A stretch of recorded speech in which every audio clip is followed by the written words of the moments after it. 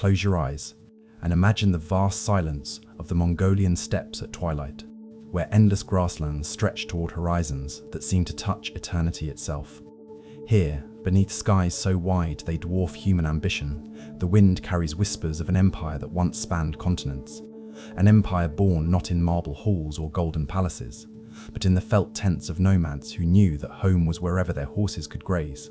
Tonight, we journey together through the mists of time to discover the man behind one of history's most enigmatic figures, Genghis Khan, a name that echoes through centuries, yet whose true story remains shrouded in legend and silence. This is not merely a tale of conquest, but a meditation on how one man's vision transformed the world. How blood and diplomacy intertwined to create something unprecedented. Before we begin this journey from darkness to empire and back to eternal silence, I invite you to subscribe and share in the comments what draws you to these ancient stories. What is it about the past that soothes our modern souls? Now, settle deeper into comfort, let your breathing slow, and allow this tale to carry you through the night, from the humble birth of a boy named Temujin to the vast empire that would reshape civilization itself. Let the story unfold like a dream. Imagine standing on a hill where the earth meets sky in an unbroken circle, where the only sounds are wind through grass and the distant call of eagles riding thermal currents toward clouds that cast shadows like moving islands across the green ocean below. This is Mongolia in the 12th century, before the name Genghis Khan was whispered by merchants in distant bazaars, before the thunder of hooves announced the approach of destiny. The steppes breathe with an ancient rhythm, the rise and fall of grass in summer wind, the migration patterns of herds following seasons older than memory, the cycle of life and death that governs all things beneath the eternal blue sky the Mongols called Tengri.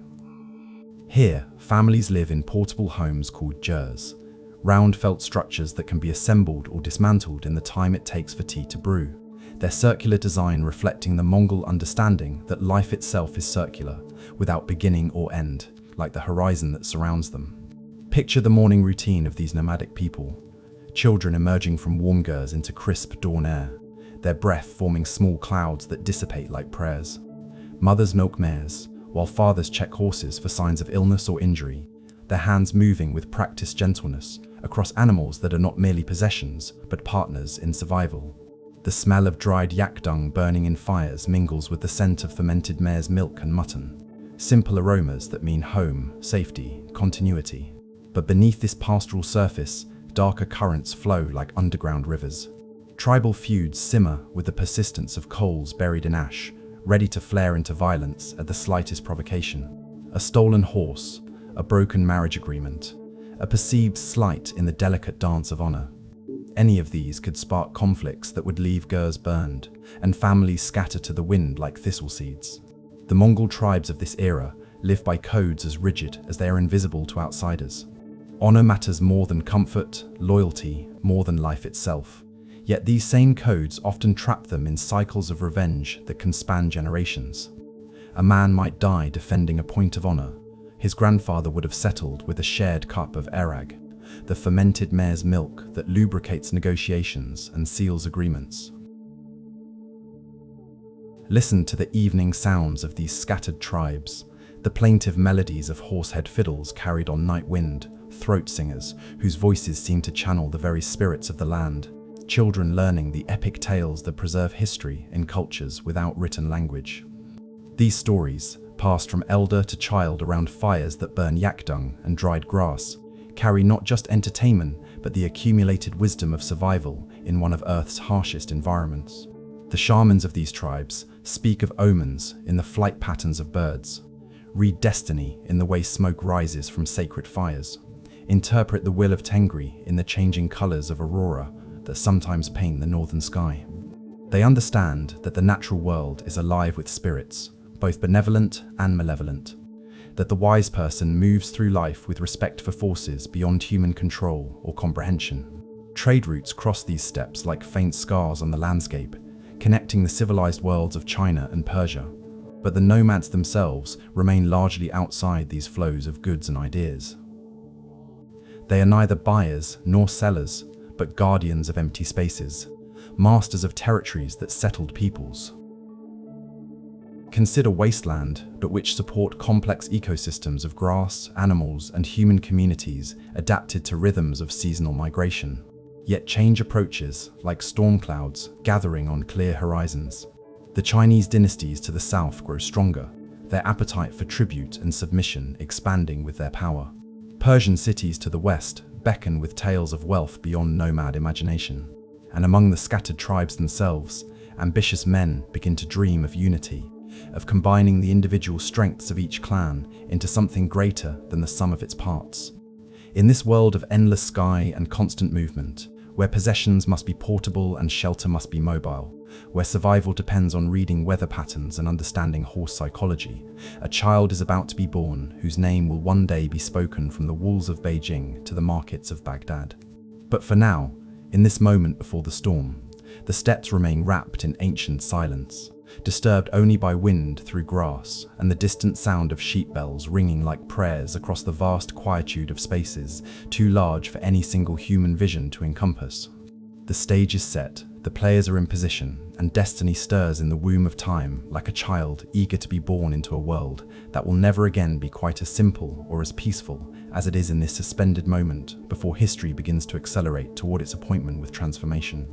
In the year that Christians would later call 162, when the Song dynasty ruled much of China and Saladin was consolidating power in Egypt, a child was born on the Mongolian steppes whose first cry seemed to echo across the vast grasslands like thunder before a storm.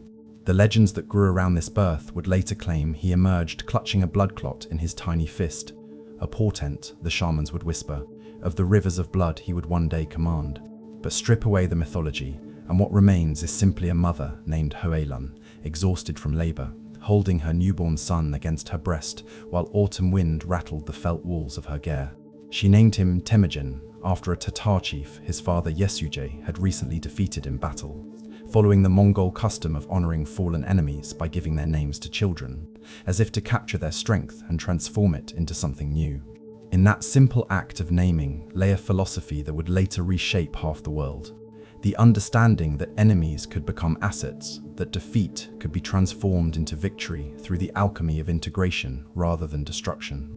Picture the infant Temujin's first experiences, the warmth of his mother's milk, the gentle sway of his cradleboard as the family moved from pasture to pasture, the sound of his father's voice mixing with the constant whisper of wind through grass. His eyes would have first focused on the smoke hole at the top of the ger, where blue sky was framed in a perfect circle. A daily reminder that the world extended far beyond the walls of home, that there were always horizons calling to those brave enough to pursue them. Yesujay was a minor chief of the Borjigin clan, a man whose reputation rested more on personal courage than inherited wealth, more on the loyalty he inspired in followers than on the size of his herds. He understood that leadership on the steppes was earned daily through decisions both small and large, through the ability to read weather patterns and human nature with equal skill. In teaching his eldest son, he emphasized not just the practical skills of horsemanship and archery, but the subtler arts of negotiation and alliance building that kept tribes alive in a world where isolation meant extinction. Temujin's earliest memories would have been filled with sensory details that later shaped his understanding of power. The sound of horses nickering in dawn light, the smell of leather and felt and fermented milk, the way sunlight streaming through the gear's smoke hole moved across the walls like a living thing. He learned to read the moods of horses before he could read the intentions of men, understood the language of weather before he mastered the politics of tribal councils. But childhood on the steppes was never merely idyllic. Even in play, children learned the skills they would need for survival: how to track animals across trackless grassland, how to judge distance and wind speed for accurate archery, how to remain calm when faced with sudden violence. Temujin played the same games as other nomad children, racing horses, wrestling, competing in feats of strength and skill. But those who knew him later would remember something different about his approach, an intensity that suggested he understood instinctively that play was practice for something larger and more serious. The boy developed early the habit of watching and listening before speaking, of studying the dynamics between adults before inserting himself into conversations. He learned that information was often more valuable than immediate action, that understanding why people acted as they did was the key to predicting how they might act in the future. These were lessons that would serve him well when leadership required managing not just thousands of followers, but the competing interests of dozens of conquered peoples. When Temujin was 9 years old, his world shattered with the suddenness of lightning splitting a tree. His father, while returning from negotiations to arrange his son's betrothal to a girl named Berta, accepted hospitality from a Tatar camp, the same tribe whose chief had given Temujin his name. Whether from long-festering resentment or simple opportunism, they poisoned Yasuge's food, and he died 3 days later, his body racked with agony, while his young son watched helplessly. The death of a tribal chief often meant reorganization of alliances, redistribution of resources, and opportunities for rivals to settle old scores. Yasuge's followers, calculating that his widow and young children offered little protection and fewer benefits, abandoned them with the casual brutality that characterized steppe politics. Overnight, Temujin's family fell from minor nobility to desperate poverty, from security to the constant threat of starvation or violence. Houlihan, suddenly widowed with several young children and no tribal protection, faced choices that would have broken weaker spirits. She could have sought refuge with relatives who might have treated her as a burden, or tried to find a new husband who would protect her existing children in exchange for her loyalty. Instead, she chose the hardest path of all: independence. She gathered her children around her like a she-wolf protecting cubs and led them into the wilderness to survive on their own terms. This traumatic transition from privilege to poverty became the crucible in which Temujin's character was forged. He learned that security was always temporary, that loyalty was a luxury many could not afford, that survival often required making choices between competing moralities. But he also discovered that adversity could reveal strengths he never knew he possessed, that family bonds could be stronger than tribal obligations, and that the person who had lost everything had a kind of freedom that the comfortable never experienced. As winter approached and the family faced the prospect of starving in the wilderness, the boy who had become Genghis Khan began to understand that the world was not divided between friends and enemies, but between those who could be trusted and those who could not, and that sometimes these categories could change as quickly as weather on the steppes. The years that followed Yasuge's death were like winter that refuses to yield to spring, long, cold, and marked by a hunger that went deeper than empty stomachs. Houlihan led her children into the most desolate regions of the steppes, where rival tribes were less likely to venture, but where survival demanded skills that even experienced nomads found challenging. Here, in landscapes so harsh they seemed to exist at the edge of the world, Temujin received an education no palace tutor could have provided. Imagine the daily routine of this outcast family, rising before dawn to check snares set for small game, digging for roots and tubers with tools fashioned from salvaged metal and bone, learning to recognize which plants could sustain life and which would bring death disguised as nourishment. Houlihan, drawing on knowledge passed down through generations of nomad women, taught her children that the earth itself could be a teacher for those desperate enough to listen to its lessons. The sound of their existence was often silence, the careful quiet of people who could not afford to attract attention, whose survival depended on remaining invisible to those who might view them as threats or opportunities. They learned to move like ghosts across the landscape, to recognize the approach of other travelers from miles away by the way birds took flight or horses changed their posture, to read the wind for smoke that might indicate friend or foe. Winter nights were the cruelest teacher. Huddled together for warmth in shelters built from salvaged felt and branches, the family survived on stories and shared body heat when fuel for fires became too precious to burn freely. Temujin learned to judge the depth of cold by the sounds snow made beneath his feet, to predict weather changes by the behavior of the few animals hardy enough to remain active in such conditions, to calculate exactly how much dried meat could be consumed each day to make their stores last until spring. But perhaps the most valuable lessons came from observing human nature under extreme stress. When people had nothing left to lose, Temujin noticed, their true characters emerged like bones showing through starved flesh. Some became more generous, sharing their last morsels with children who were not their own. Others became ruthless, hoarding resources while their neighbors starved. He filed away these observations like a scholar collecting manuscripts, understanding instinctively that knowledge of human psychology would be more valuable than gold when the time came to lead men into battle. The pivotal moment that crystallized these harsh lessons came during a conflict with his half-brother Beggar. The details matter less than the decision itself. Faced with the mathematics of survival in a situation where resources could not support all family members, Temujin made the calculation that his half-brother represented a threat to the family's chances of survival. The killing that followed was not passionate violence, but cold pragmatism, the kind of decision that leaders must sometimes make when all choices lead to tragedy, but inaction leads to greater tragedy. His mother's reaction to this fratricide revealed the complexity of steppe morality. She grieved for the dead son while understanding the necessity that drove the living one to kill. Her words to Temujin afterward became part of his internal compass, that strength without wisdom was merely brutality, but wisdom without strength was merely philosophy, useless in a world where survival required both. The family's fortunes began to change slowly, like ice melting in spring, almost imperceptibly at first, then with gathering momentum. Temujin's reputation for both cunning and reliability began to spread among the scattered outcasts and minor chieftains who survived on the margins of tribal society. Men who had nothing to lose began to see in this young survivor something they had lost in their own defeats. Hope that the bottom was not the end, but perhaps the foundation for something better. He learned to inspire loyalty not through threats or bribes, but through the simple power of shared suffering transformed into shared purpose. When he found a follower shivering in rags, he gave him part of his own meager clothing. When someone brought news of enemy movements, he shared whatever food he had, understanding that information well rewarded would continue to flow his way. These small acts of generosity, costly when resources were scarce, created bonds stronger than formal oaths sworn in prosperity. The harsh years taught him that mercy was often more effective than cruelty, but that mercy had to be earned through strength or it would be interpreted as weakness.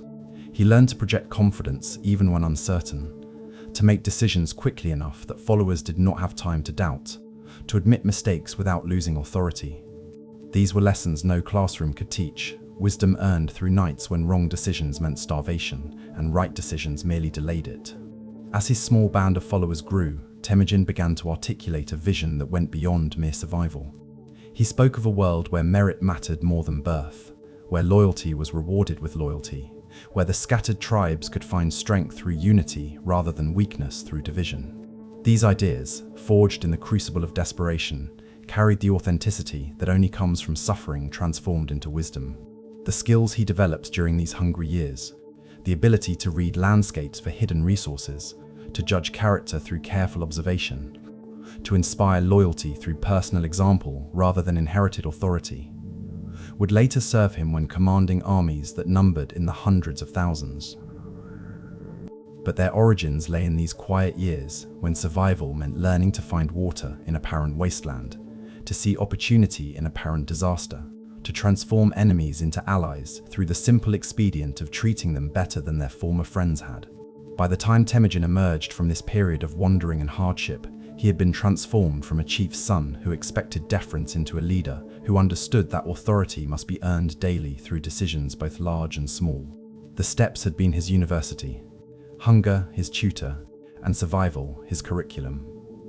The education was nearly complete, but the final examinations still lay ahead in the form of alliances to be made, enemies to be faced, and an empire to be forged from the scattered dreams of nomads who had never imagined they could rule the world. In the fluid politics of the steppes, where today's enemy might be tomorrow's brother and yesterday's ally could become next week's assassin, young Temujin began to master the delicate art of building lasting relationships in a world that seemed designed to make such bonds impossible. Like a musician learning to create harmony from discordant notes, he discovered that the key to alliance lay not in eliminating differences, but in finding ways to make those differences complementary rather than competitive. His first great test in this art came with his reunion with Jamuka, the childhood friend who had shared his games and dreams during the innocent years before his father's death. Picture their first meeting after the long separation. Two young men who had once raced horses across summer grasslands, now studying each other with the careful intensity of wolves determining whether they faced packmate or rival. Jamuka had spent the intervening years building his own following among the tribes, and his success was evident in the quality of his horses, the loyalty of his followers, and the confidence with which he carried himself.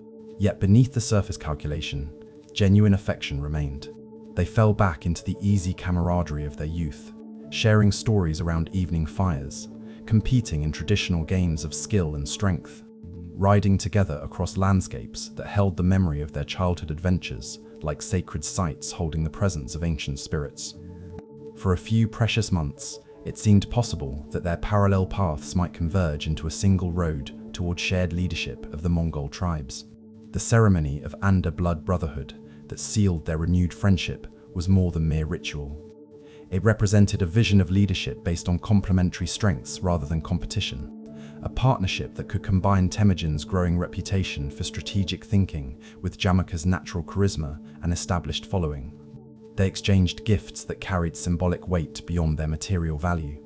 Horses that represented mobility and freedom, weapons that symbolized shared commitment to protect each other, ornaments that marked their elevated status among the tribes. But even as they renewed their personal bond, differences in their approaches to leadership became apparent like cracks in ice that would eventually prove impossible to ignore. Jamukha naturally gravitated toward the traditional aristocratic model of steppe leadership, where bloodline and inherited status determined authority, where the noble families of each tribe maintained their privileged positions regardless of individual merit or ability. His following reflected this conservative approach, established leaders who saw in him a return to familiar hierarchies and comfortable certainties. Temujin, shaped by his years of wandering among outcasts and survivors, instinctively moved toward a more radical vision. His followers came from the margins of tribal society, younger sons who had no inheritance to protect, skilled warriors from defeated clans who had lost their traditional status, ambitious individuals who saw merit-based advancement as their path to prominence. Around his fires gathered men who had been tested by hardship rather than elevated by birth, who understood that survival often required abandoning tradition in favor of innovation. The daily life of their combined camp during this period of alliance reveals the complexity of their relationship. Meals shared between their followers required careful attention to precedents and protocol, as men from different tribal backgrounds navigated the subtle hierarchies that governed nomad society. Decisions about where to camp, which pastures to use, how to respond to threats from rival groups, all became negotiations between competing philosophies of leadership and different visions of the future. Temujin's approach to integrating new followers demonstrated his emerging understanding of human psychology. When warriors from defeated tribes sought refuge in his growing band, he did not simply accept their service, but actively worked to understand their individual skills, their personal motivations, their family obligations. A man skilled in metalworking might find himself elevated beyond his former tribal status, while someone with knowledge of distant trade routes could become a valued advisor regardless of his humble origins. This attention to individual merit created loyalty that went deeper than traditional tribal bonds. Men who had been dismissed as unimportant by their birth tribes discovered in Temujin service opportunities to prove their worth and advance their fortunes. They fought not just for a leader, but for a system that recognized their contributions, a vision of society where their children might rise based on ability rather than ancestry. The tension between these competing models of leadership manifested in countless small incidents that accumulated like snow building toward an avalanche. When tribute arrived from subordinate tribes, should it be distributed according to traditional hierarchies or based on recent contributions to the group's success? When disputes arose between followers from different backgrounds, should they be resolved according to the customs of the more prestigious tribe or by applying uniform standards regardless of origin? Jamukha's followers began to view Temujin's innovations with suspicion that gradually hardened into hostility. They saw his merit-based approach as a threat to their inherited privileges, his inclusion of social outcasts as a dilution of proper tribal purity, his egalitarian tendencies as dangerous radicalism that could undermine the entire social order that gave their lives meaning and structure. Meanwhile, Temujin's supporters, many of whom had joined him precisely because traditional tribal hierarchies offered them no path to advancement, viewed Jamukha's approach as a return to the systems that had failed them. They had experienced firsthand the arbitrariness of inherited authority, the waste of talent that occurred when leadership positions went to those with the right bloodline rather than the right abilities. The breaking point, when it came, was both inevitable and heartbreaking. Inevitable because their fundamental visions of leadership had become irreconcilable.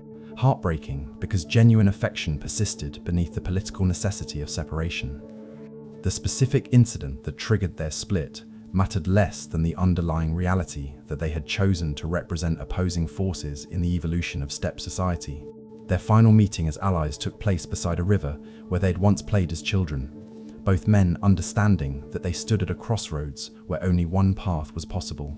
The words they spoke were formal and careful, designed to preserve honor while acknowledging reality.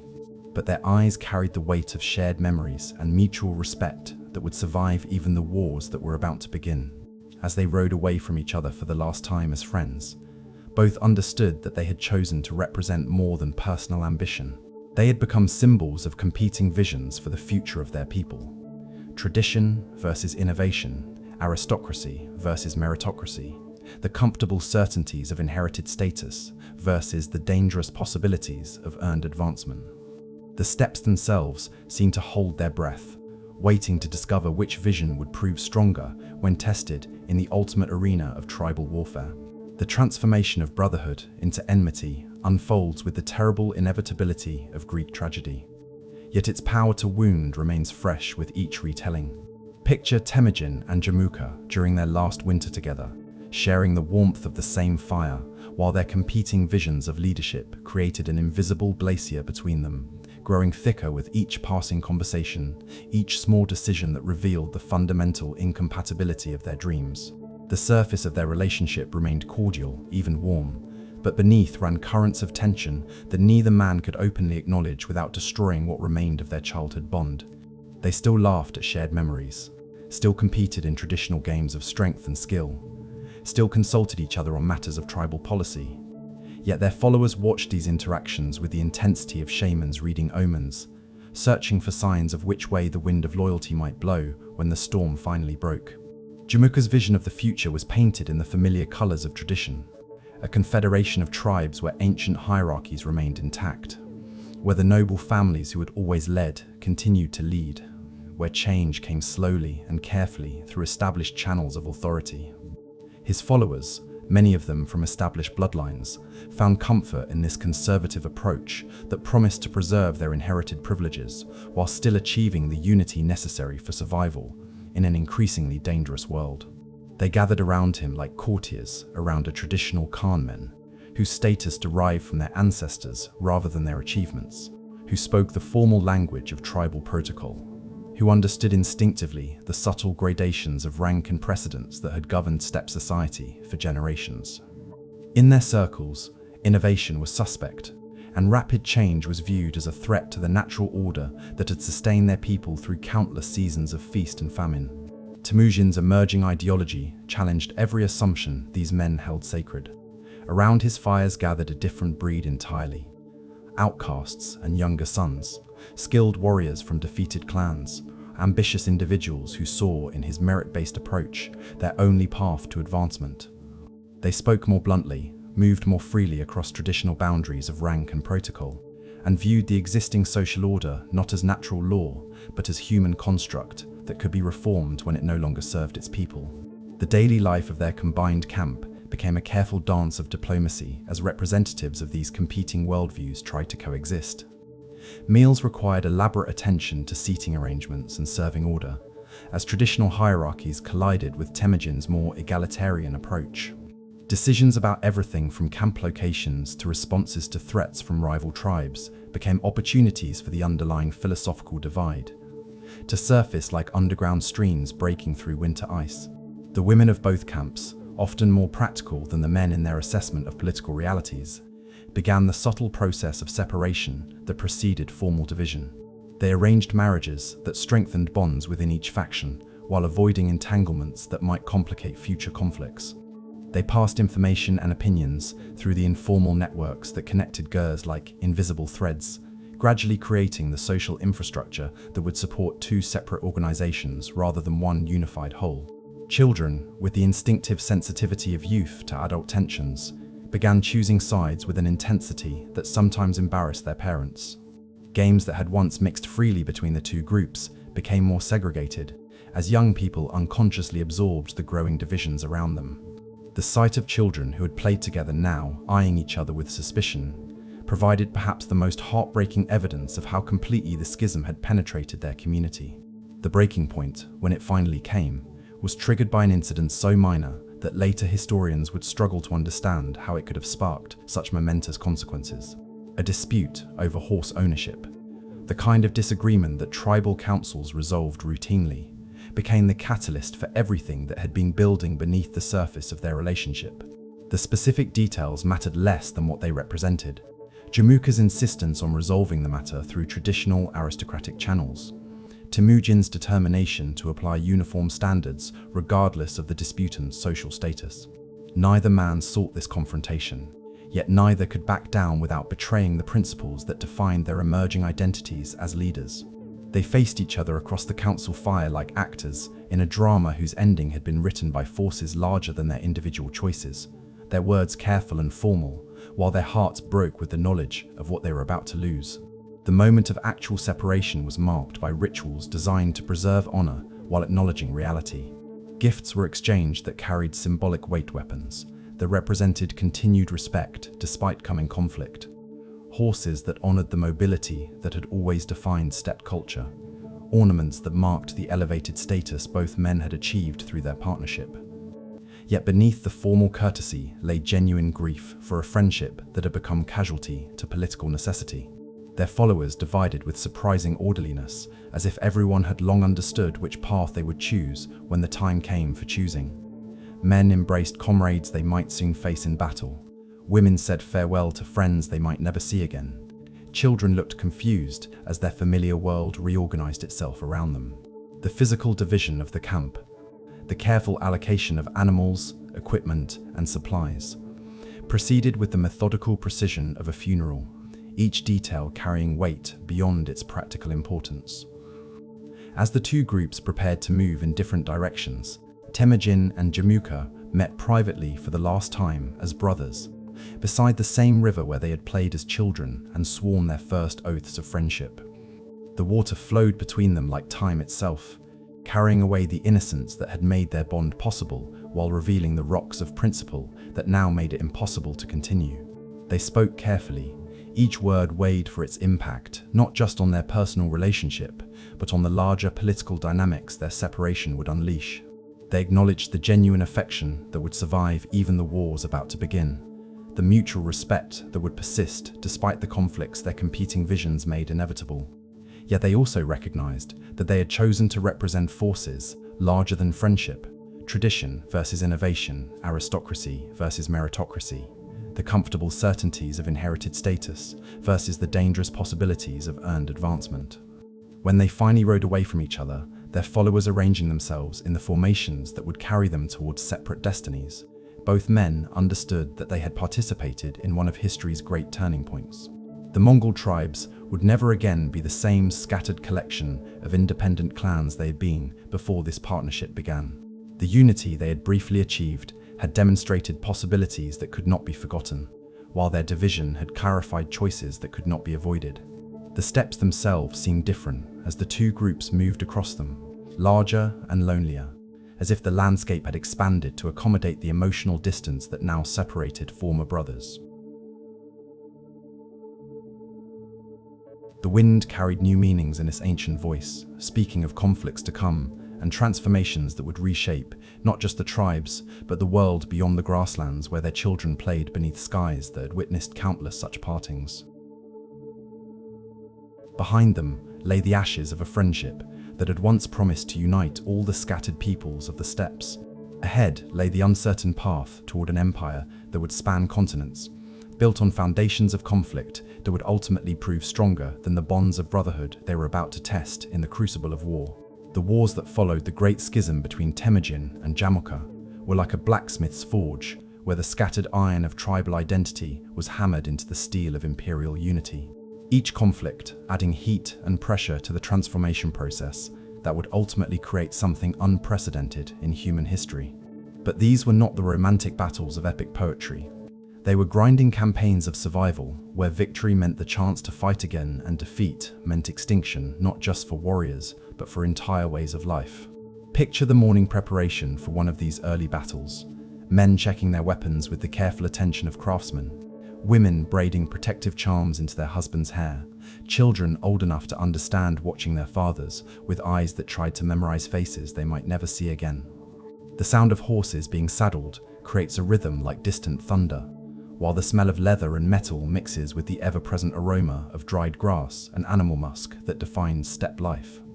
Temujin's military innovations emerged not from theoretical study, but from practical necessity, driven by the fundamental weakness of his position. Traditional tribal warfare relied on the courage and skill of individual warriors, fighting in loose formations, each man seeking personal glory through single combat and dramatic gestures that would be remembered in songs around winter fires.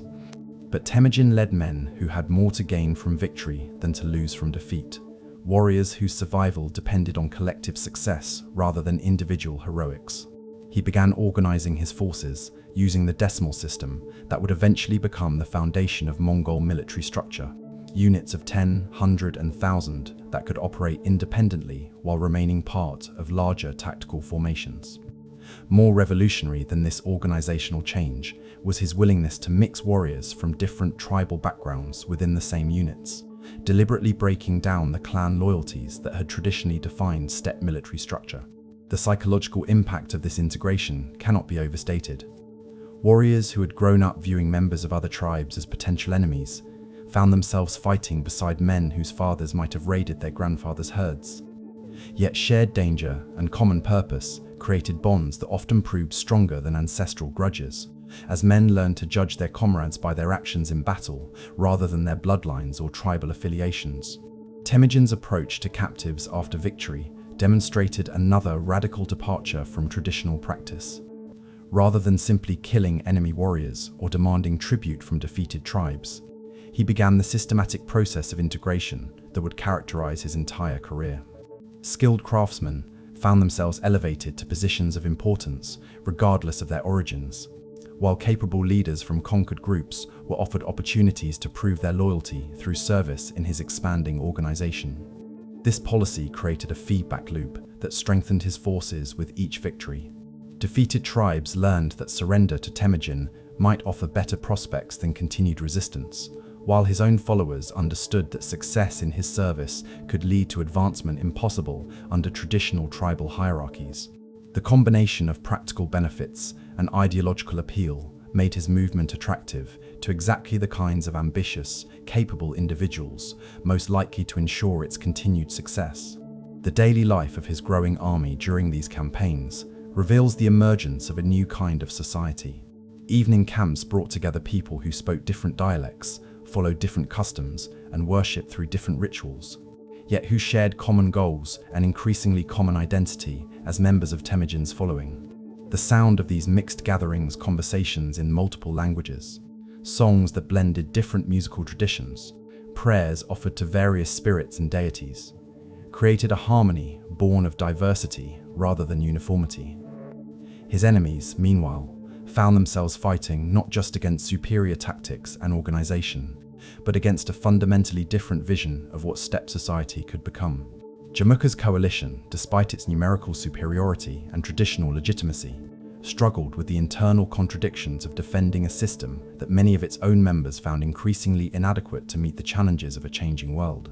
The turning point came not in any single dramatic battle, but through the gradual erosion of opposition as one tribe after another chose integration over resistance. Temujin's reputation for keeping his promises, both rewards for loyalty and consequences for betrayal, made negotiation increasingly attractive to tribal leaders who recognized that their traditional independence was becoming impossible to maintain in a world of larger political units. The siege techniques his forces learned during conflicts with fortified settlements added new dimensions to their military capabilities.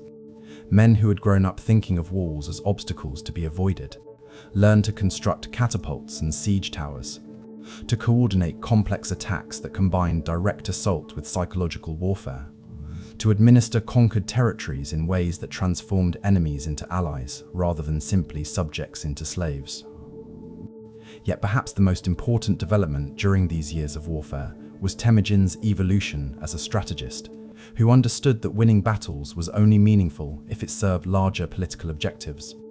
He began to think not just about defeating enemies, but about creating the conditions for lasting peace, not just about conquering territories, but about governing them in ways that turned conquest into genuine integration. His intelligence network, initially developed for military purposes, grew into a sophisticated system for understanding the political dynamics of regions far beyond his immediate area of operations. Merchants, refugees, traveling craftsmen, and diplomatic envoys all became sources of information about opportunities and threats that might affect his expanding domain. This intelligence advantage often allowed him to anticipate enemy moves and position his forces optimally before battles began. The transformation of his followers from a collection of tribal outcasts into the disciplined core of an imperial army required changes that went far beyond military organization. They developed new systems of justice that could handle disputes between people from different cultural backgrounds, new methods of resource allocation that rewarded merit while maintaining unit cohesion, new rituals of loyalty that created emotional bonds strong enough to survive the stresses of constant warfare and rapid social change. As victory followed victory, and the scope of his authority expanded beyond anything the steppes had previously known, Temujin began to attract attention from settled civilizations that had previously ignored tribal politics as irrelevant to their own interests. Chinese officials, Persian merchants, and representatives of other established powers started to treat him as a significant figure whose actions might affect their own territories and trade routes. This recognition brought new opportunities and new challenges. Access to the technologies and administrative techniques of settled societies offered possibilities for strengthening his growing state, but it also required him to master skills far removed from traditional nomad leadership. The boy who had learned survival through hunting small game and reading weather patterns now needed to understand taxation systems, diplomatic protocols, and the complex economics of governing diverse populations across vast distances. The wars that had begun as conflicts between rival interpretations of steppe leadership were evolving into something far more ambitious: the creation of a political system that could unite not just the scattered tribes of Mongolia, but potentially all the peoples between the Pacific Ocean and the mountains of Europe. The vision that had sustained him through years of hardship and exile was expanding to match the reality of his growing power. Yet the core principles remained unchanged: merit over birth, loyalty over tradition, unity over division. As the last major tribal coalitions submitted to his authority and the steppes finally knew a unity they had never experienced, Temujin prepared for the formal ceremony that would mark his transformation from successful war leader to emperor. The scattered dreams of nomads who had never imagined they could rule the world were about to become political reality, and the quiet boy who had once survived by digging roots and catching fish was ready to claim his place among history's great conquerors. The spring of 1206 brought more than seasonal renewal to the Mongolian steppes. It carried with it the gathering of tribes for a Kurultai that would transform the political landscape, not just of Central Asia, but of the entire world. Picture the scene as thousands of warriors, shamans, and tribal leaders converge near the headwaters of the Onon River, their colorful banners creating a forest of silk, and felt that fluttered against the eternal blue sky like prayers made visible, their horses covering the grasslands like moving shadows as far as the eye could see. The sound of this great assembly was unlike anything the steppes had ever known. The babel of different dialects gradually harmonizing into common purpose, the rhythm of drums echoing off distant hills, the throat singing of shamans invoking blessings from Tengri and the spirits of the land. The very air seemed charged with anticipation, as if the earth itself recognized that something unprecedented was about to emerge from the ancient patterns of tribal life. Temujin had spent months preparing for this moment, understanding intuitively that symbols could be as powerful as armies in creating the psychological foundations of lasting authority. The great tent erected for the ceremonies was larger than any ger ever constructed, its white felt walls decorated with the traditional patterns that connected present achievements to ancestral wisdom, its interior arranged according to ancient protocols that honored both tradition and the revolutionary changes about to be formally recognized. The delegates who gathered represented not just military success, but social transformation on a scale the nomad world had never experienced. Seated, according to carefully negotiated arrangements, were former enemies who had become trusted advisors, tribal chieftains who had chosen integration over resistance, skilled administrators recruited from conquered territories, and representatives of distant peoples who had chosen alliance over conflict. The diversity of faces, languages, and customs within that great tent reflected the emerging reality of a political system that transcended traditional tribal boundaries. The shamans who conducted the opening ceremonies spoke in voices that seemed to carry the wisdom of wind across grass, invoking the protection of Tengri and calling upon the spirits of the land to witness the transformation about to occur. They cast dried mare's milk toward the four directions, burned sacred juniper whose smoke rose straight up in the still air like a pathway between earth and sky, and chanted prayers in the ancient language that connected all Mongols to their nomadic heritage, regardless of their current political affiliations. When the moment came for the formal proclamation, the assembled thousands fell into a silence so complete that individual heartbeats seemed audible. The men chosen to speak the ritual words, elders whose authority rested on age and wisdom rather than military achievement, stepped forward with the measured dignity of those who understood they were participating in history. Their voices, trained in the techniques of steppe oratory, carried clearly across the vast gathering as they proclaimed Temujin to be Genghis Khan, universal ruler, commander of all the peoples who dwelt in felt tents beneath the eternal sky. The response from the assembled tribes was like thunder rolling across clear heavens, thousands of voices raised in unison, the sound of sabers being drawn and thrust skyward in salute, the stamping of feet that seemed to make the very earth tremble with recognition of the new order being born. This was more than political ceremony. It was ritual transformation that changed not just Temujin's title, but the fundamental nature of steppe society itself. Genghis Khan's first acts as emperor revealed the vision that had sustained him through decades of hardship and conflict. The Great Yasa, the law code he proclaimed to govern his empire, represented a revolutionary departure from traditional tribal justice.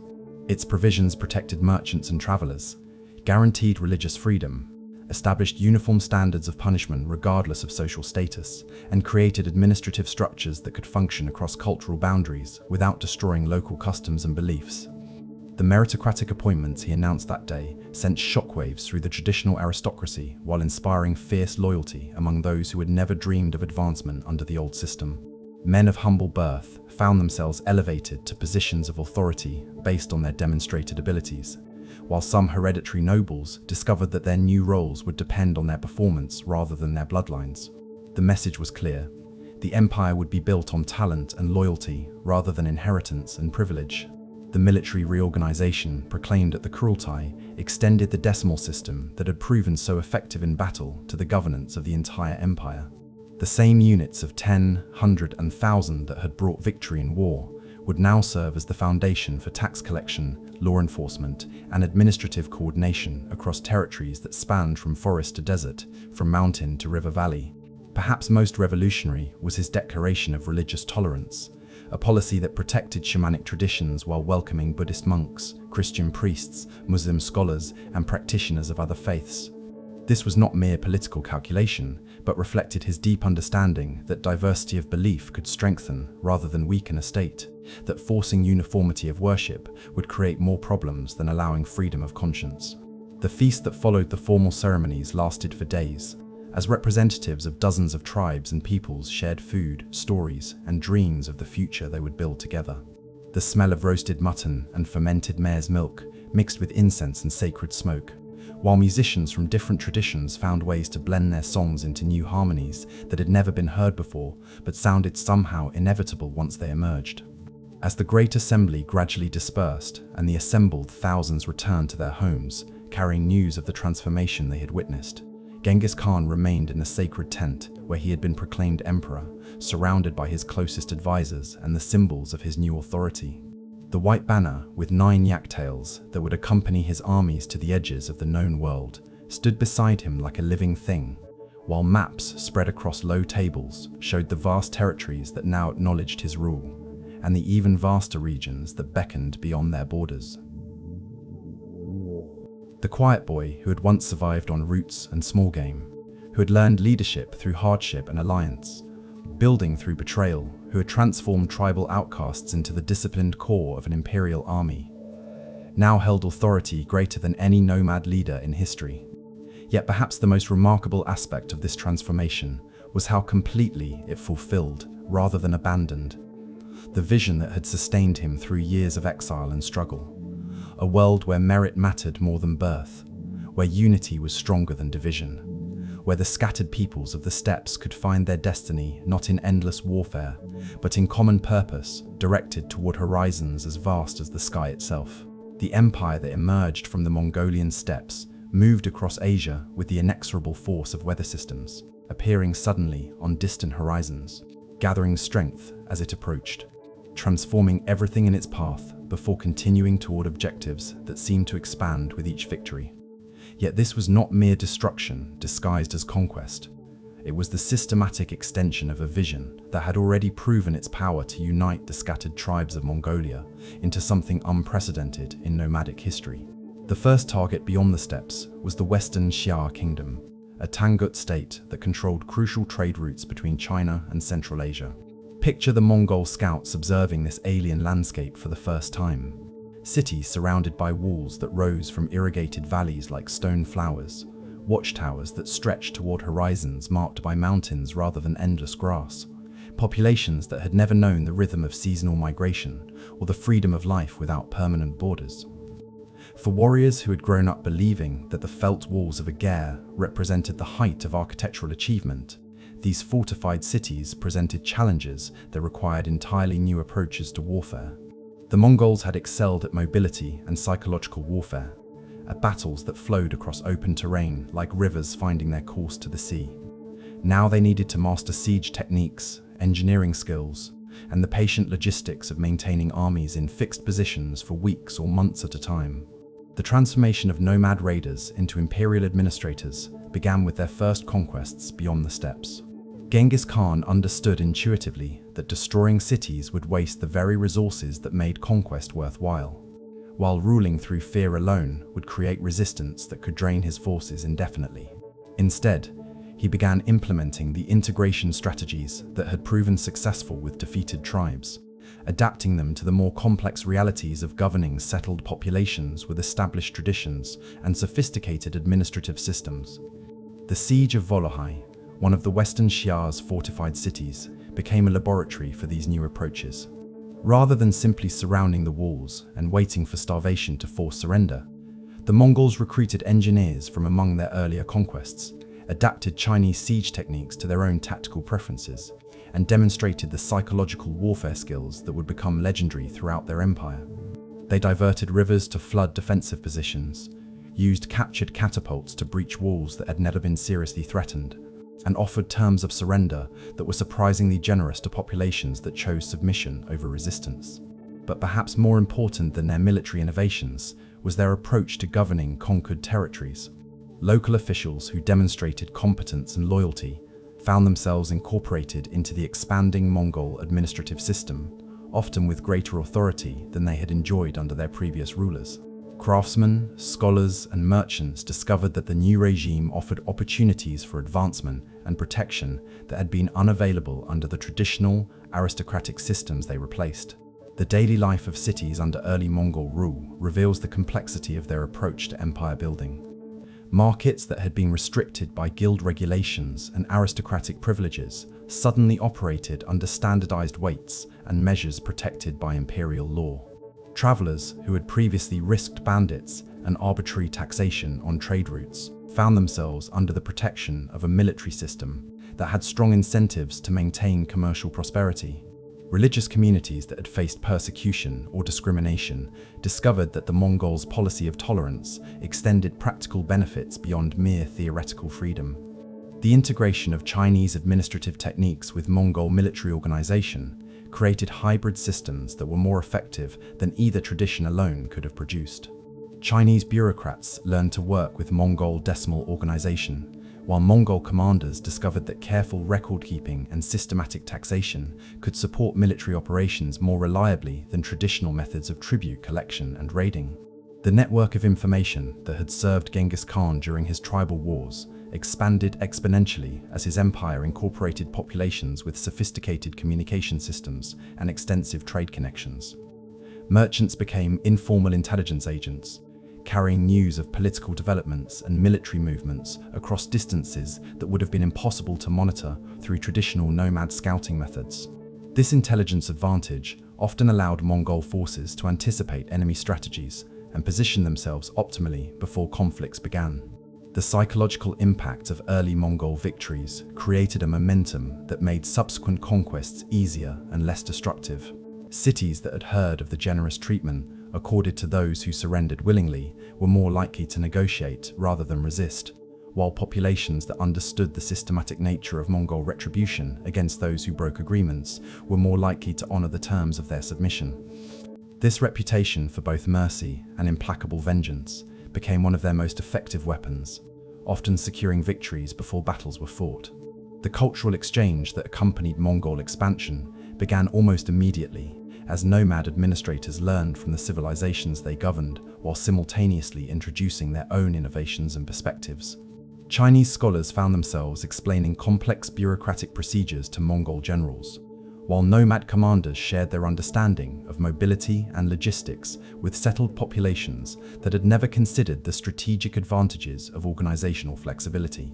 The transformation of the Mongol military from a collection of tribal warriors into an imperial army capable of operating across diverse terrains and against varied enemies required changes that went far beyond acquiring new weapons or siege techniques.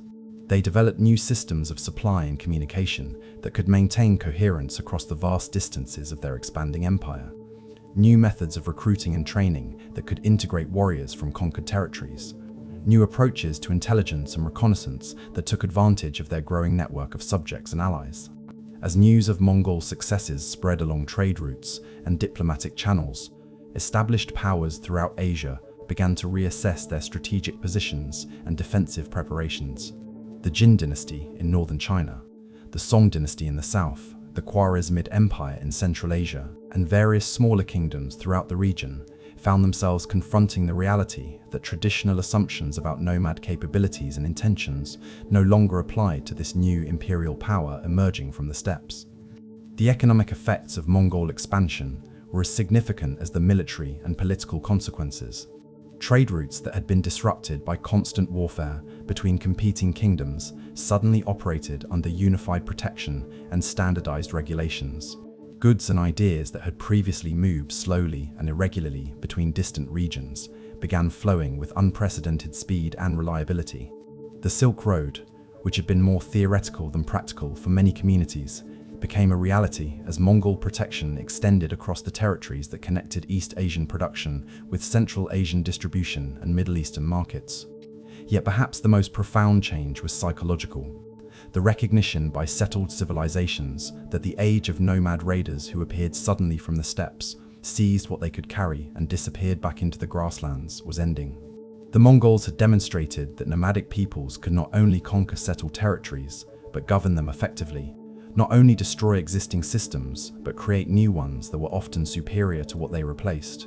The boy who had once survived by hunting rabbits and digging for roots had become the leader of military forces that could breach walls previously considered impregnable, the head of an administration that governed millions of people across territories that spanned different climates and cultures, the supreme authority in a political system that was redefining the possibilities of human organization on a scale the world had never experienced.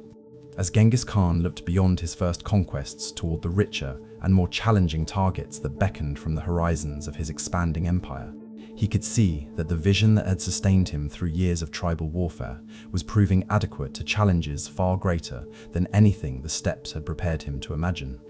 The scattered dreams of nomads who had never thought they could rule cities were becoming political reality, and the empire was still in its infancy, with its greatest achievements and most transformative conquests yet to come. Behind the thunder of hooves and the clash of armies lay a vision far more sophisticated than mere military conquest. A systematic reimagining of how diverse peoples could live together under a single authority that protected rather than suppressed their differences. Genghis Khan's true genius was not in his ability to win battles, though that skill was considerable, but in his understanding that lasting empire required creating systems of governance that made subjects genuinely prefer imperial rule to the alternatives they had known before. The heart of this vision was religious tolerance on a scale unprecedented in medieval civilization. Picture the scene in Karakoram, the Mongol capital, where Buddhist monasteries stood beside Christian churches, where Muslim scholars debated with Taoist philosophers, where shamanic rituals were performed within walking distance of Confucian academies. This was not mere political calculation, but reflected Genghis Khan's deep conviction that diversity of belief strengthened rather than weakened the social fabric, that forcing uniformity of worship created more problems than allowing freedom of conscience could ever cause. This policy of tolerance extended far beyond religion into every aspect of social organization. Legal systems that had evolved over centuries to serve specific cultural communities were allowed to continue functioning alongside the Great Yasa, creating a kind of legal pluralism that modern constitutional scholars would recognize as remarkably sophisticated. Commercial practices that had developed to facilitate trade between particular ethnic groups were protected and encouraged, while new opportunities emerged for merchants who could navigate between different traditional systems under the umbrella of imperial protection.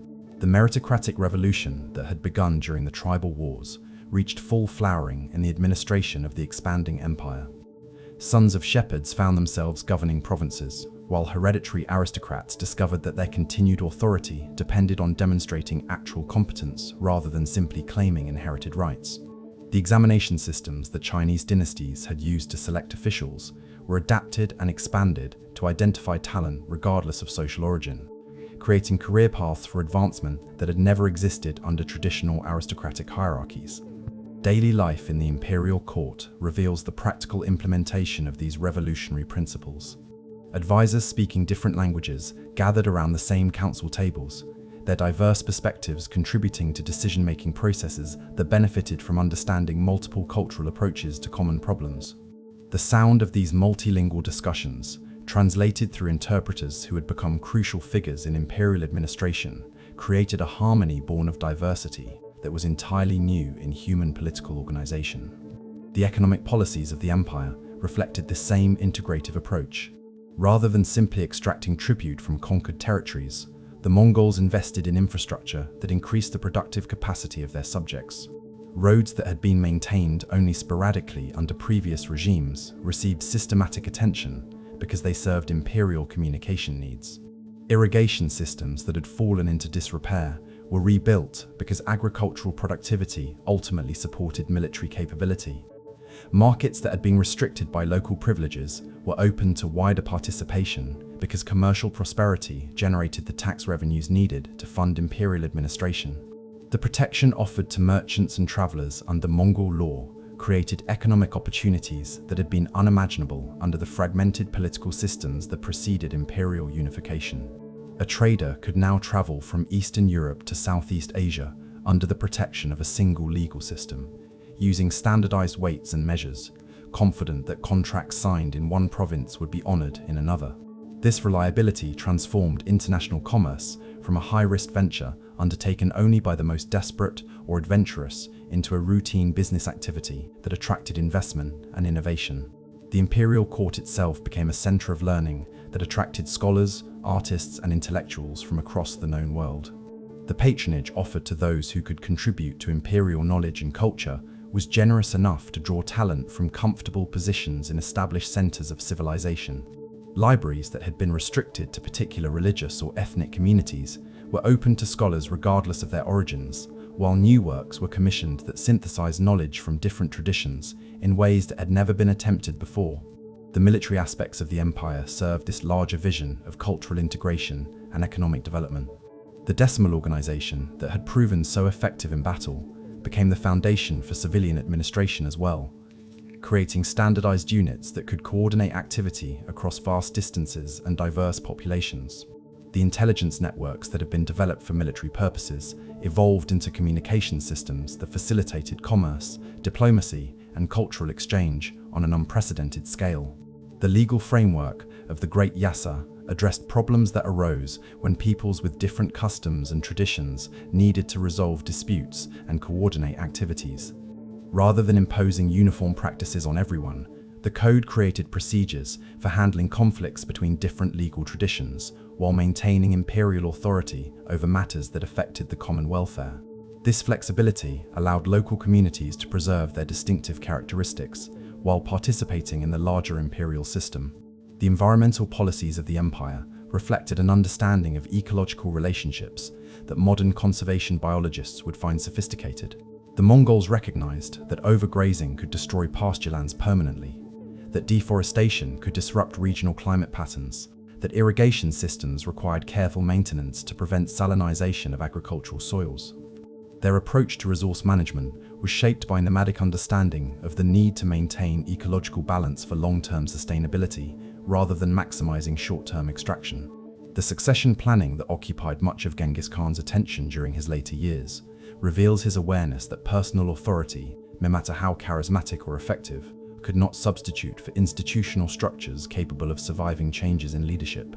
The careful division of territories among his sons was designed not to fragment the empire, but to ensure that each region would benefit from leadership that understood its particular characteristics and challenges, while maintaining connection to the larger imperial vision.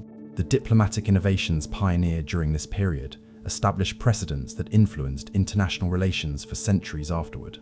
The concept of diplomatic immunity that protected ambassadors, even during periods of hostility, the standardization of treaty language that made agreements more reliable, the development of international law that governed relationships between different political systems.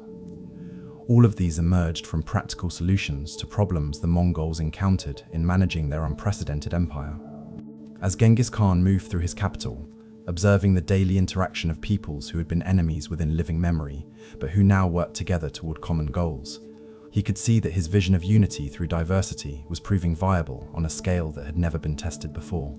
The administrative systems were functioning, the economic policies were generating prosperity, the military forces were maintaining security, and the cultural exchanges were creating new forms of knowledge and artistic expression that enriched all participants.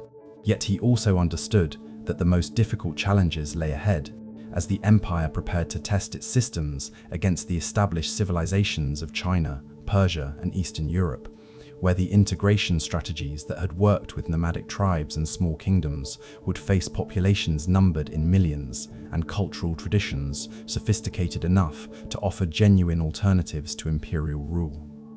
In the quiet hours before dawn, when even the most dedicated servants retreated to their rest and the vast machinery of empire paused between the completion of one day's business and the beginning of another's obligations, Genghis Khan often found himself standing alone beneath the same eternal sky that had witnessed his childhood struggles for survival. The felt walls of his gur, now decorated with the finest silks and most precious metals his empire could provide, could not contain the weight of responsibilities that had grown far beyond anything the scattered tribes of his youth could have imagined. The transformation from tribal survivor to imperial ruler had brought powers that once seemed like distant dreams. Yet with each expansion of authority came complexities that tested the limits of human capability to comprehend and control. Reports from distant governors arrived daily in languages he was still learning to understand, describing problems in territories he had never seen among peoples whose customs remained mysterious, despite the best efforts of his translators and advisors to explain them. Picture him in these moments of solitude, no longer the lean young warrior who had rallied outcasts to his banner, but a man whose body showed the accumulated stresses of decades spent in the saddle, whose hands bore the calluses of both reins and scrolls, whose eyes carried the particular weariness that comes from making decisions where every choice affects the lives of thousands. The silence around him was different from the natural quiet of the steppes. It was the artificial silence of authority that few dared to disturb with casual conversation or spontaneous observation. The relationships that had once sustained him through the hardships of tribal warfare had become complicated by the protocols and calculations of imperial politics.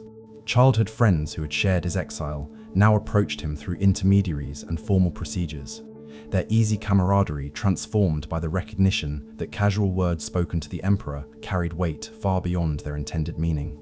Even his closest advisors measured their communications carefully, understanding that in an empire spanning continents, misunderstood instructions could lead to consequences. None of them desired, but all of them would bear responsibility for creating. His sons, the heirs who would inherit different portions of his empire, had become sources of anxiety as well as pride. Each displayed characteristics that would serve them well as regional rulers, yet their individual strengths also contained the seeds of potential conflicts that could fragment everything he had worked to unite. The careful balance between preparing them for independence and maintaining imperial coherence required diplomatic skills that no tribal tradition had prepared him to master. Emotional intelligence that had to be developed through experience rather than learned from precedent. The maps that covered the tables in his private chambers told the story of achievements that exceeded the wildest ambitions of his youth. Yet they also revealed the magnitude of challenges that grew with each successful campaign. Each conquered territory brought new borders to defend, new populations to govern, new cultural traditions to understand and accommodate within imperial systems. The logistics of maintaining communication across such distances, of coordinating policies that needed to function in environments ranging from Arctic steppes to subtropical river valleys, required administrative capabilities that strained the limits of pre-modern technology and organization. Sleep, when it came, brought dreams that mixed memories of simple pleasures from his nomadic childhood with anxieties about imperial responsibilities that seemed to multiply faster than solutions could be developed to address them. The sound of horses moving through tall grass, the taste of mare's milk shared around evening fires, the laughter of children playing games whose rules everyone understood.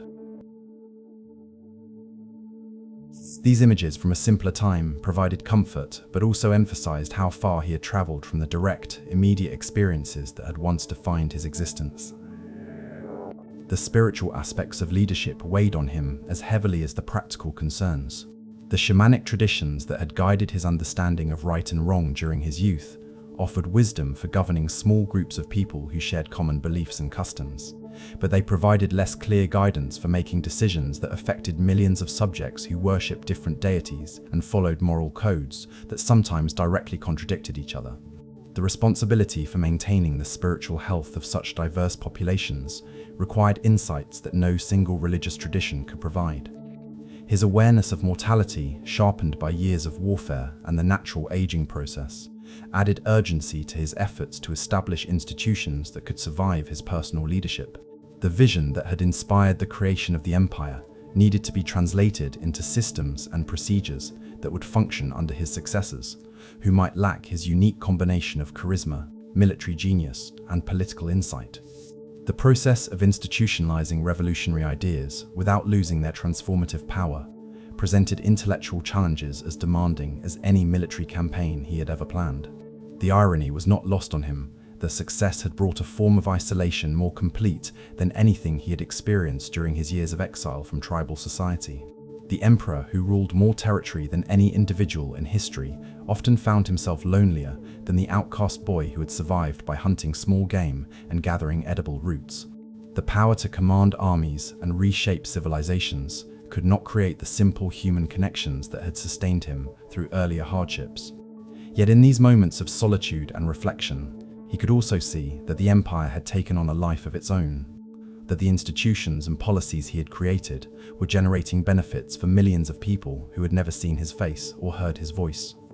The protection offered to merchants, the opportunities provided for advancement based on merit, the tolerance extended to different religious and cultural traditions. These achievements had become larger than any individual authority, embedded in the daily experience of imperial subjects in ways that would survive changes in leadership and evolve with changing circumstances. As dawn approached and the sounds of awakening activity began to penetrate the quiet of his private chambers, Genghis Khan prepared to resume the public role that had become his destiny, carrying forward the vision that had grown from tribal survival into imperial transformation. Aware that the boy who had once dreamed of simple security had become responsible for the welfare of a significant portion of humanity. The decision to personally lead what would become his final military campaign against the Western Shah revealed the essential nature of Genghis Khan's character, even as his empire stretched from the Pacific Ocean to the Caspian Sea. Even as his administrators governed territories that required months of travel to cross, the aging emperor remained fundamentally a nomad whose deepest instincts told him that a leader's place was in the saddle rather than behind palace walls. Facing the same dangers as the warriors who followed his standards into battle, the Western Shah had tested his patience through a pattern of submission followed by rebellion that violated not just imperial law, but the personal honor that remained central to his identity, despite decades of dealing with the complex realities of governing settled civilizations.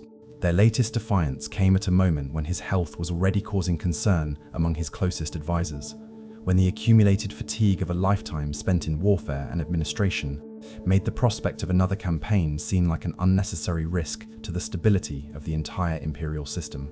Yet those who knew him best understood that this was not a decision driven by mere anger or wounded pride, but by a deeper recognition that the empire's credibility depended on maintaining the reputation for implacable response to betrayal that had made Mongol rule effective across such vast distances and diverse populations.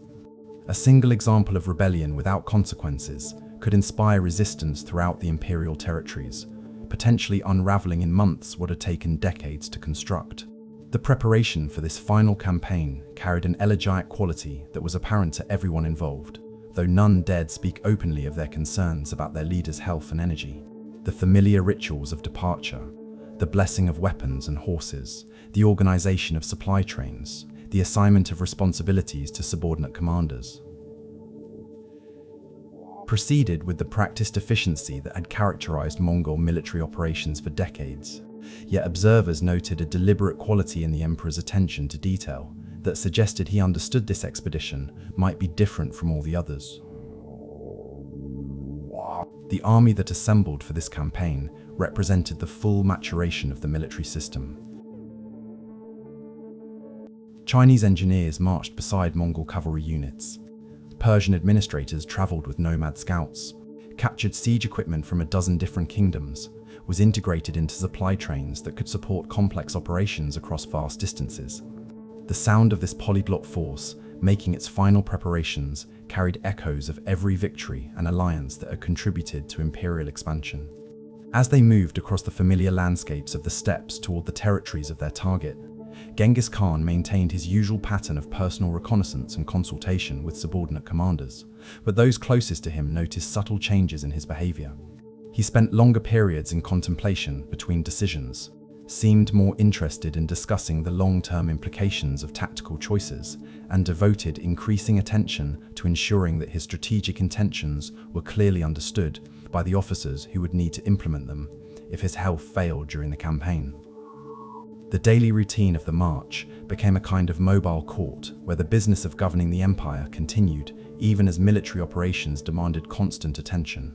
Messengers arrived from distant provinces carrying reports that required immediate decisions, while the emperor balanced his responsibilities as battlefield commander with his duties as supreme administrator of territories that could not pause their development simply because their ruler was engaged in warfare far from their borders.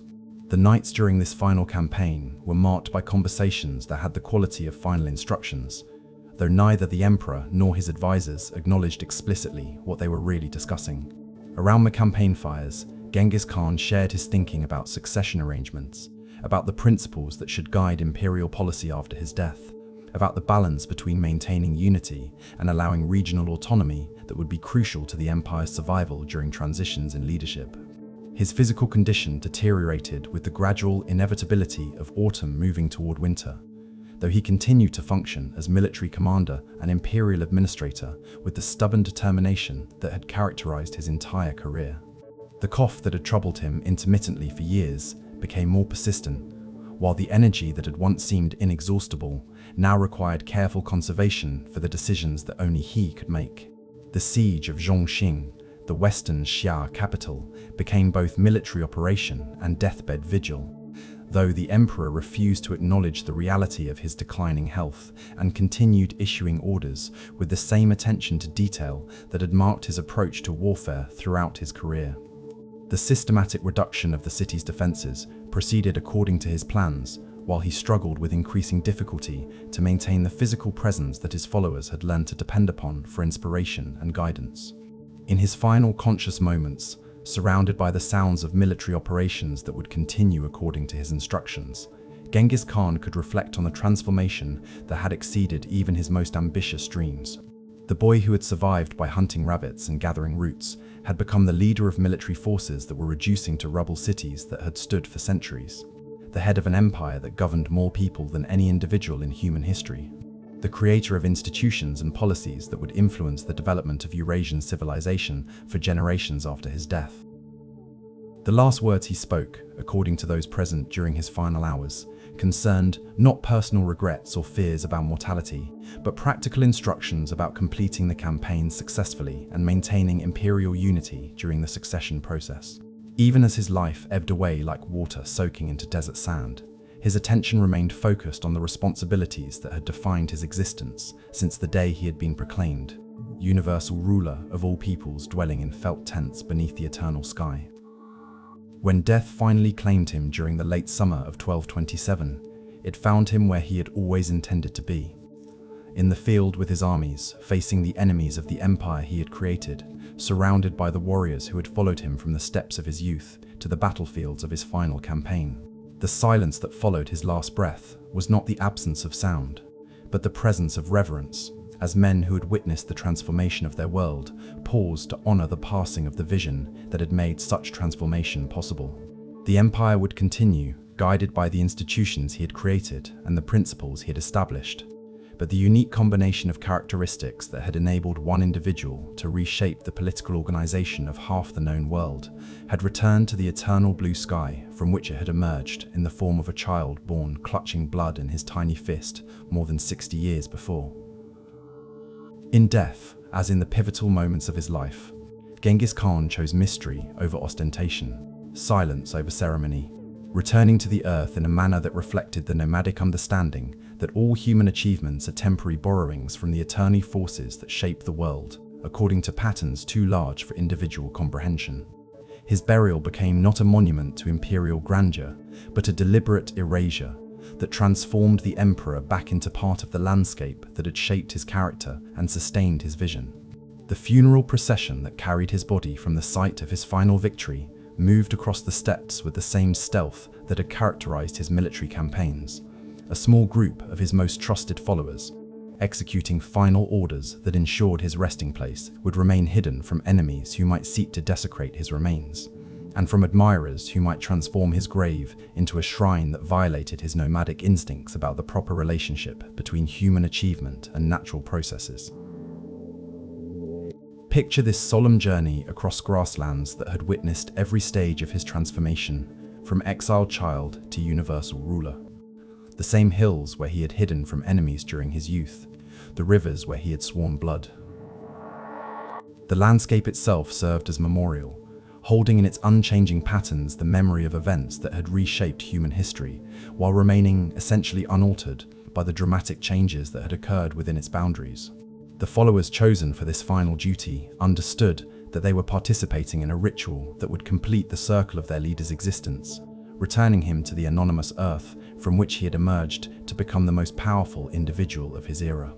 They traveled without banners or military display, without the elaborate protocols that had surrounded imperial movement for decades, their silence broken only by the wind through grass and the sound of horses' hooves on ground that bore no permanent marks of their passage. The burial site near Burkhan Khaldun, the sacred mountain where legends claimed he had once hidden as a young man fleeing tribal enemies, was chosen for its spiritual significance rather than its accessibility or grandeur. Here, where the wheel of his life came full circle, the earth received his body with the same indifference it had shown to countless other nomads whose names had been forgotten long before his birth, whose achievements had returned to dust without leaving trace in human memory. The ceremony itself was conducted according to ancient shamanic traditions that connected the emperor to the spiritual practices of his ancestors, rituals that acknowledged the temporary nature of all human authority, while celebrating the individual's return to the eternal forces from which life emerges and to which it inevitably returns. Prayers offered to Tengri, the eternal blue sky that had watched over his entire journey, rose like smoke from sacred fires that burned herbs gathered from the grasslands of his childhood.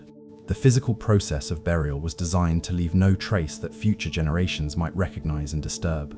The grave was dug without markers or monuments, the earth replaced and allowed to resume its natural appearance, the site trampled by horses until no sign remained of the disturbance that had briefly interrupted the landscape's eternal patterns.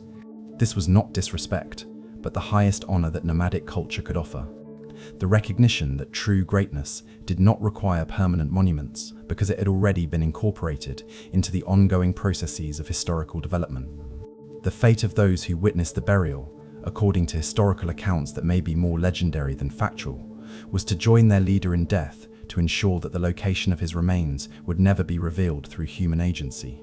Whether this actually occurred or represents later mythologizing of events that were already mysterious, the story reflects the successful achievement of the emperor's final objective: The creation of a mystery that has survived for 8 centuries despite the efforts of archaeologists, treasure hunters, and historians to locate his grave. The grasslands that received his body continued their seasonal cycles of growth and dormancy, their surfaces marked only by the tracks of animals and the temporary camps of nomads who followed migration patterns unchanged since before human memory began. The wind that had carried the sound of his armies across continents now blew over Earth that showed no sign of having received the remains of history's most successful conqueror. Its whisper, indistinguishable from the ancient songs it had been singing since long before human ambition began seeking to leave permanent marks upon the world. In choosing anonymity over monument, Genghis Khan demonstrated a final understanding of the relationship between individual achievement and cosmic process that reflected the deepest wisdom of nomadic culture. His empire would survive in the institutions and policies he had created, in the genetic heritage he had passed to thousands of descendants, in the historical consequences that would continue unfolding for centuries after his death. But his physical remains had returned to their proper place within the natural order, unmarked and untroubled by the weight of expectations that monuments inevitably carry. The secret burial thus became the perfect conclusion to a life that had consistently chosen substance over appearance, effectiveness over ceremony, lasting achievement over temporary display. The emperor who had ruled half the world returned to the earth as anonymously as any nomad, his legacy preserved not in stone or metal, but in the living institutions and cultural changes that would continue evolving long after the location of his bones had been forgotten, even by the wind that sang over his unmarked grave. The death of Genghis Khan marked not the end of his influence, but its transformation from personal authority into institutional momentum that would continue reshaping Eurasian civilization for generations after his burial, beneath the anonymous grasslands of his birth. The vision that had emerged from the harsh experiences of his youth, unity through diversity, advancement through merit, stability through tolerance, proved robust enough to survive not only changes in leadership, but adaptation to cultural contexts he had never personally encountered.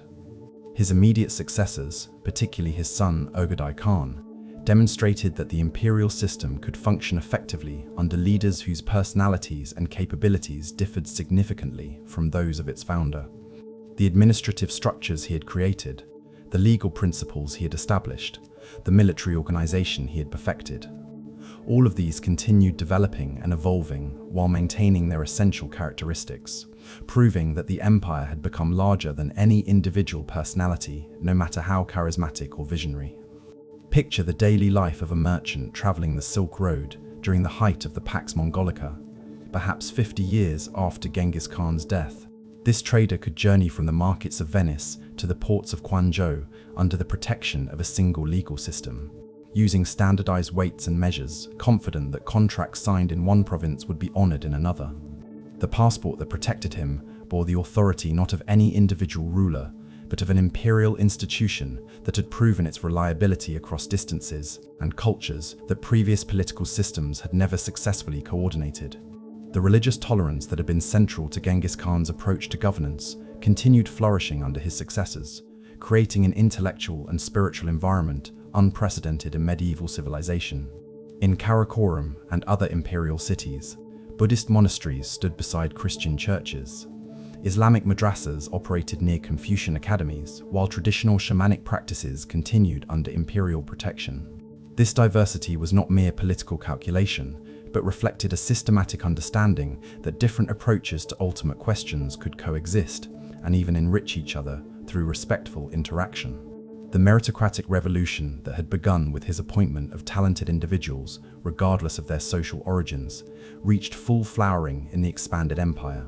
The careers of figures like Yelu Chutes, a Khitan nobleman who became one of the empire's most important administrators, or Mahmud Yalavash, a Khwarezmian merchant who rose to govern vast territories, illustrated how the imperial system had created genuine opportunities for advancement based on demonstrated ability rather than inherited status.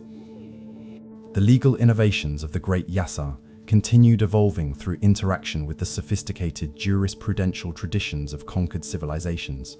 Chinese administrative law, Islamic commercial regulations, and traditional nomadic customs were synthesized into hybrid systems that were often more effective than any of their separate components.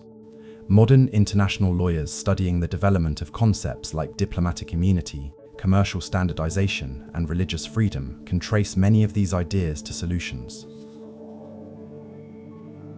The military techniques pioneered during Genghis Khan's campaigns influenced warfare for centuries after his death.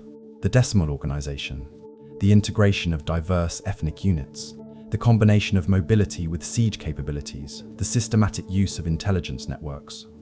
All of these innovations were studied and adapted by successor states throughout Eurasia. European military theorists eventually incorporated Mongol tactical principles, while Chinese strategic thinking was permanently influenced by nomadic approaches to logistics and communication. The economic consequences of Mongol unification created the first truly global trading system in human history.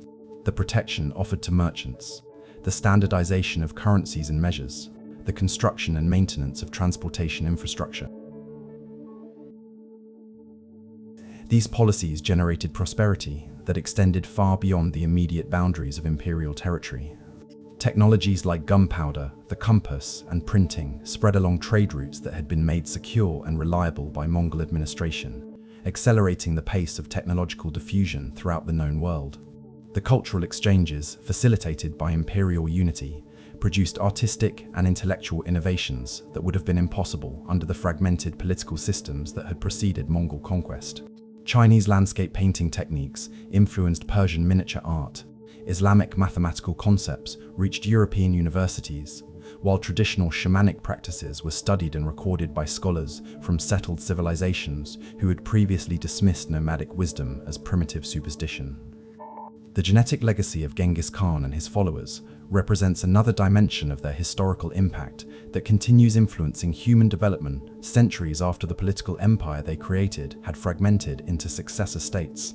Recent genetic research suggests that millions of people across Eurasia carry chromosomal markers that can be traced to the Mongol expansion, representing a biological as well as cultural transformation that affected the fundamental composition of human populations across continents. The administrative techniques developed for governing the Mongol Empire continued influencing political development long after the empire itself had dissolved into regional kingdoms. The concept of a professional civil service, selected through competitive examination, the idea of religious freedom as state policy, the principle that laws should apply equally regardless of social status. The environmental consequences of Mongol policies can still be traced in the landscapes of Central Asia, where the pastoral management techniques they developed helped maintain ecological balance across vast grassland ecosystems. Their understanding of sustainable resource use, developed through centuries of nomadic experience, created models for human interaction with natural systems that modern conservation biologists are only beginning to appreciate fully. The diplomatic innovations pioneered during the Mongol period established precedents that influenced international relations for centuries afterward. The concept of diplomatic immunity, the standardization of treaty language, the development of international law governing relationships between different political systems, all of these emerged from practical solutions to problems the Mongols encountered in managing their unprecedented empire. Perhaps most remarkably, the vision of unity through diversity that had inspired Genghis Khan's original tribal confederation continued resonating in the political imagination of peoples who had never experienced direct Mongol rule. The idea that different cultures could cooperate under unified leadership while maintaining their distinctive characteristics became a recurring theme in subsequent attempts to create large-scale political organization, from the Ottoman Empire to the European Union. The technological legacy of the Mongols extended beyond their military innovations to include advances in communication, transportation, and administrative efficiency that influenced development patterns across Eurasia. The relay system they created for rapid message transmission became the model for postal services, while their standardization of road construction and maintenance established engineering principles that continued guiding infrastructure development for generations. As we trace these various threads of influence forward through the centuries, we can see that Genghis Khan's most lasting conquests were not territorial but conceptual. the demonstration that human societies could be organized on principles of tolerance, merit, and systematic cooperation that transcended traditional boundaries of tribe, religion, and culture. These ideas, tested in the crucible of practical governance and proved viable across vast distances and diverse populations, became part of the permanent heritage of human political development, echoing across time in ways their original creator could never have imagined, but would surely have recognized as fulfillment of the vision that had sustained him from his childhood struggles for survival to his final campaign as emperor of half the world. As our journey through the life and legacy of Genghis Khan draws to its close, we return to the same vast steppes where our story began, but now we see them with eyes transformed by understanding. These grasslands that stretch beyond horizons, that breathe with the rhythm of wind through endless grass, are no longer empty wilderness, but the birthplace of ideas that continue shaping our world 8 centuries after a child named Temujin first learned to survive in their harsh embrace. The silence of these spaces, which once seemed to hold only the whispers of an ancient past, now carries the echo of achievements that bridged continents and connected civilizations. The same winds that once carried the sound of Mongol horses toward distant battles now blow over cities whose very existence was made possible by the connections he forged between East and West, the trade routes he protected, the cultural exchanges he facilitated between peoples who had never imagined they could find common ground. In the gathering twilight of our tale, we can see how Genghis Khan's story embodies the eternal human themes that speak to us across centuries and cultures. The tension between ambition and contentment that drove him from tribal outcast to universal ruler mirrors our own struggles to balance personal dreams with family obligations, individual achievement with community welfare. His transformation from powerless child to architect of empire reminds us that circumstances of birth need not determine the scope of our ultimate contributions to the world. His emphasis on merit over inheritance, his protection of religious diversity, his creation of systems that rewarded talent regardless of social origin. These innovations anticipated democratic values that we still struggle to implement fully in our own time.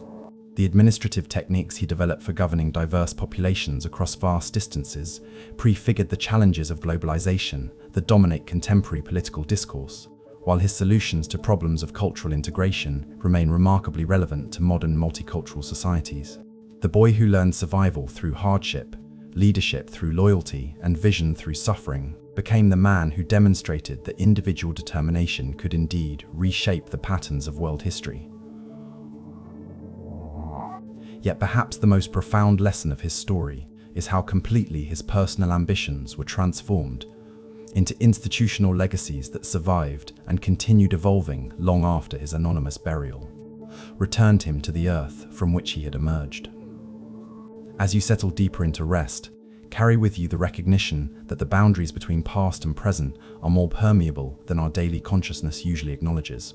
The qualities that enabled one nomad child to unite the scattered tribes of the steppes, resilience in the face of adversity, loyalty that transcends traditional boundaries, vision that sees possibility where others see only limitation, remain available to each of us in our own smaller but no less meaningful struggles to create something better than what we inherited. The eternal blue sky that watched over Genghis Khan's transformation from exile to emperor continues watching over our own journeys toward whatever destiny awaits beyond tomorrow's horizon. In that vast continuity, our individual efforts to build something worthwhile take their place among the patterns that connect all human striving across the generations, while the wind through grass carries forward the whispered promise that from even the humblest beginnings, extraordinary transformations remain always possible for those with courage to dream and wisdom to persevere. Sleep well, and dream of horizons as vast as the sky itself.